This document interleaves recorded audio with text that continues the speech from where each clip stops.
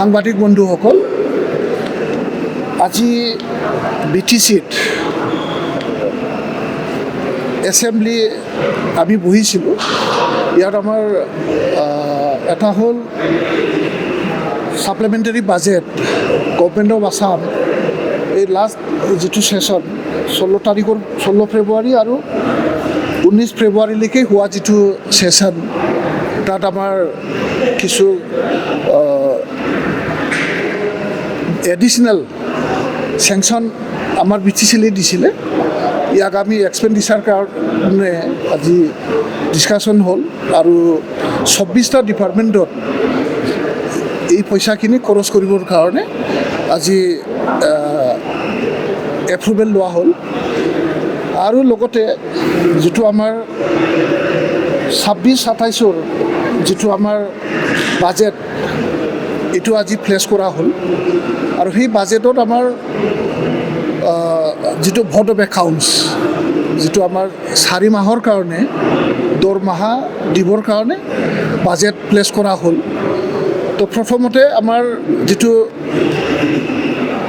16 ফেব্ৰুৱাৰীৰ পৰা 19 ফেব্ৰুৱাৰীলৈ হোৱা যিটো ষ্টেট এছেম্বলি, ইয়াত আমাক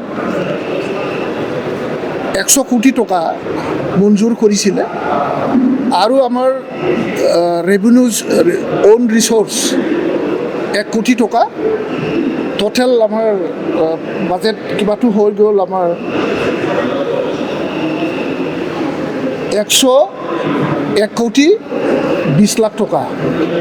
101 কোটি 20 লাখ টকাৰ আজি হাউচত এক্সপেণ্ডিচাৰৰ কাৰণে অনুমোদন লোৱা হ'ল। আৰু সেইটো আমাৰ 24টা এণ্টাৰেষ্টেড ডিপাৰ্টমেণ্টত খৰচ কৰিবলৈ আমি অনুমোদন লোৱা হ'ল। ইয়াৰ পিছত আমাৰ যিটো ইলেকশ্যন সমাগত,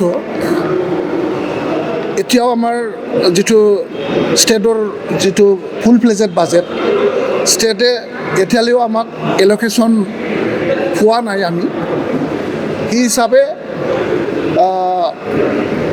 আফটাৰ MCC ইলেকশ্যন যোৱাৰ পিছত, MCC উঠোৱাৰ পিছত আমাৰ যিটো ডেভেলপমেণ্ট বাজেট, যিটো ষ্টেট গভৰ্ণমেণ্টে SOPD বাজেট কৰি আমালৈ এল'কেশ্যন দিব, এইটো ইলেকশ্যনৰ পিছতেই এপ্ৰুভেল লোৱা হ'ব। কিন্তু এই 4 মাহত যাতে BTC ছেক্ৰেটাৰিয়েট, এছেম্বলি ছেক্ৰেটাৰিয়েটত কাম কৰা আমাৰ কৰ্মচাৰীসকলৰ, অফিচাৰসকলৰ যাতে দৰমহাটো কিবা নহয়, ডিষ্টাৰ্ব নহয়, তাৰ কাৰণে আমি এটা ভোট অফ একাউণ্টছ চেলাৰী আৰু ইয়াৰ লগতে আমাৰ যিটো বাজেট, যিটো টোটেল বাজেট হ'ল আমাৰ 45 crore 30,20,000 যিটো আমাৰ বাজেট। ইয়াৰ মাজত আমাৰ নন চেলাৰী বাজেটো আছে। নন চেলাৰী 16 কোটি 30 লাখ 4,000, এইটো আমাৰ non salary expenditure, office maintenance. আৰু আমাৰ যিটো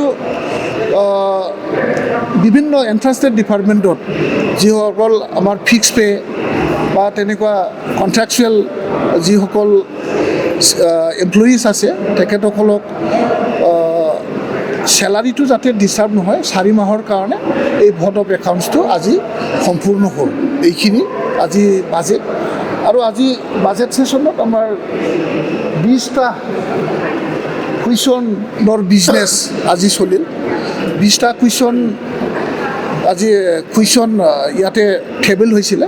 ইয়াৰ মাজত বহুতখিনি ভাল ভাল কুৱেশ্যন আজি সন্মানীয় MCLA-সকলে ইয়াত উত্থাপন কৰিছে। খুব ভাল এটা কনষ্ট্ৰাকটিভ এটা কুৱেশ্যনবোৰ মানে ইয়াতে কুৱেশ্যন প্লেচ কৰিছিলে আৰু ইয়াৰ উত্তৰবোৰ সুন্দৰকৈ দিয়া হ'ল। ইয়াৰ মাজত উল্লেখনীয় কেইটামান যিটো কুৱেশ্যন এণ্ড এনচাৰ মই ক'বলৈ বিচাৰিছোঁ যে আমাৰ 2 নম্বৰ কুৱেশ্যন যে অজয় কুমাৰ হাজৰিকা নমিনেটেড MCLA, তেখেতে এটা প্ৰশ্ন কৰিছিলে যে কলিতা জনগোষ্ঠীসকলৰ কাৰণে 5টা জিলাত 5টাকেই যিটো কমিউনিটি হল বনোৱাৰ কাৰণে কিবা এটা ব্যৱস্থা লোৱা হৈছে নেকি বুলি তেওঁ প্ৰশ্ন কৰিছিল। তো আমাৰ চিফ মহোদয়ে আজি খুব সুন্দৰকৈ এটা উত্তৰ দিলে যে অকল কলিতা জনগোষ্ঠীয়ে নহয়, BTCত বসবাস কৰা সকলো জাতি জনগোষ্ঠীৰ কাৰণে তেনেকুৱা এটা মেজৰিটি এৰিয়াত সকলো কমিউনিটিক ৰিপ্ৰেজেণ্ট কৰিব পৰাকৈ আৰু সকলো কমিউনিটিৰ মানে কামত লগাকৈ যিটো ভৱন নিৰ্মাণৰ যি এটা চিন্তাধাৰা এইটো বৰ্তমানে কৰি আছে আৰু এইটো BTCৰ কেবিনেটত এইটো পাছ কৰা হ'ব বুলি কোৱা হৈছে। অকল এটা জনগোষ্ঠীৰ কাৰণে নহয়, তেখেতৰ প্ৰশ্নৰ লগে লগে বাকী জনগোষ্ঠীৰো যিটো ভৱিষ্যত মানে কৰিব লগা কাম এইখিনি প্ৰশ্নটো উঠা হ'ল। ইয়াৰ পিছতে আমাৰ MCLA Ridip Kumar Deka nominated MCLA তেখেতেও এটা প্ৰশ্ন কৰিছিল যে প্ৰতি বছৰে চৰণীয়া কছাৰীসকলৰ 6 বহাগত যে মূল এটা মানে বাঁহ গোহাঁই উৎসৱ পালন কৰা হয়, উৎসৱৰ কাৰণে যিটো কিবা এটা ৰেষ্ট্ৰিক্টেড হলিডে কৰা হ'ব নেকি বুলি তেওঁ কৈছে।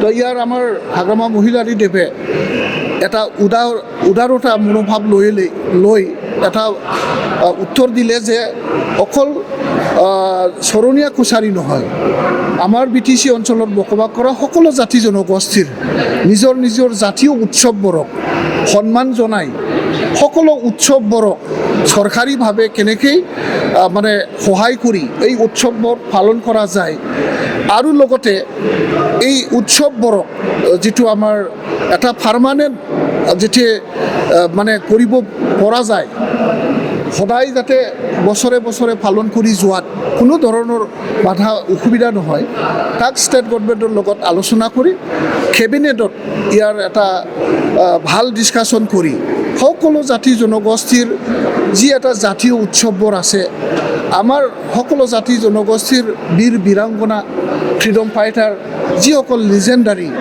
যিসকলক জনগোষ্ঠীয়ে বিশ্বাস বা তেখেতসকলে যুগে ফালি আহিছে, এইবোৰ লেজেণ্ডাৰীসকলৰ কাৰণে তেনেকুৱা উৎসৱ বা আমি কেনেকৈ কৰা যায় সেইটো কেবিনেটত আলোচনা কৰি এটা ভাল সিদ্ধান্ত লোৱাৰ বাবে আজি হাউচত এটা মন্তব্য দাঙি ধৰিছে।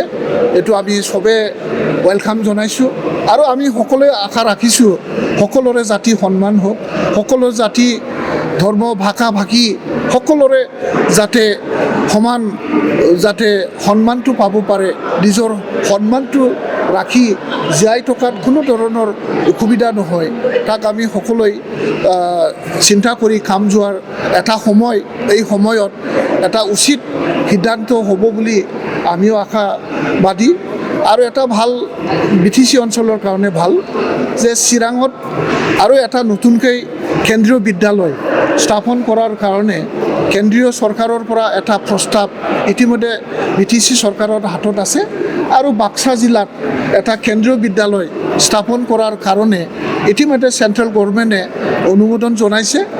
ইয়াৰ বাবে যিটো দুখনকৈ নতুন কেন্দ্ৰীয় বিদ্যালয় আমাৰ BTC অঞ্চলত স্থাপন হ'ব, ইয়াৰ ইতিমধ্যে প্ৰস্তাৱনা হৈছে চেণ্ট্ৰেল গভৰ্ণমেণ্টৰ পৰা আৰু ইয়াৰ যাৱতীয় যিটো আমাৰ ভূমি আবণ্টনৰ কাম, ভূমি আবণ্টন হোৱাৰ লগে লগে ইয়াৰ যিটো কেন্দ্ৰীয় বিদ্যালয় স্থাপনৰ যিটো কাম, এই স্থাপনটো আৰম্ভ হ'ব। তো খুব এটা সুন্দৰ এটা খবৰ আমি আজি হাউচৰ জৰিয়তে আমি ৰাইজক জনাবলৈ সুযোগ পাইছোঁ আৰু এইটোকে মই ৰাইজক এইখিনি কথাটো জনাইছোঁ আৰু হাউচত বিশেষকৈ এইটোৱে। আৰু আজি আমাৰ প্ৰাক্তন বড়ো সাহিত্য সভাৰ সভাপতি ধৰেণ বড়ো ছাৰৰ যিটো অবিচুৱেৰী, তাত আমি খুব গভীৰ প্ৰকাশ কৰি পেলাই তেখেতৰ স্বৰ্গগামী হোৱাৰ কাৰণে আজি হাউচত এক মিনিট কণ্ডোলেন্স কৰা হৈছে। এইখিনি আজি হাউচৰ থুলমূল মানে বিজনেছটো।